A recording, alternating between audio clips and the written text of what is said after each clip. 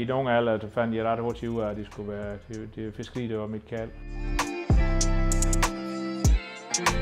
Jeg blev selvstændig i en ung alder faktisk, da jeg fiskede et halvt år, der købte jeg part i en båd. Altså årsagen til, at jeg blev fisker, det var fordi, jeg godt kunne lide at sejle. Jeg forestiller mig i hvert fald, at jeg godt kunne lide arbejdsgangen på en fiskeskive. Altså der var ikke rigtig noget 7-4. Dagen var ikke fastlagt fra morgenen af.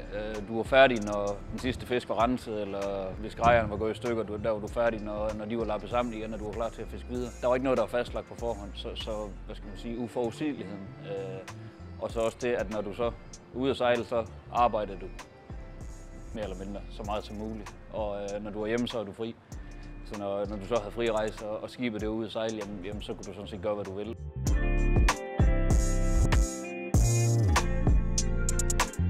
Jamen gode dage, det er jo, nu er man jo jæger, altså fisker, så det er mange fisk. Men det er lige så meget, at det er fint vejr, skønt vejr, og sol skinner, og der er godt med fisk i hav. Altså og vi tager mange fisk ombord. Det er en god dag for mig. Primært hvis man fanger en masse fisk, så er både skipperen og besætningen glad, så det er en meget vigtig faktor.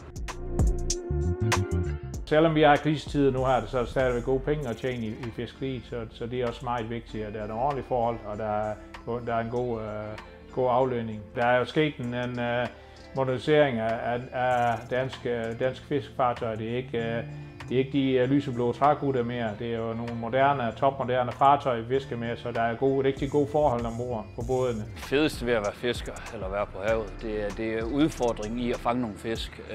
Der er ikke sådan en drejebog, hvad skal man sige, at du skal sejle derhen, og så er der fangstgaranti, at du fylder alle kasserne i løbet af meget kort tid.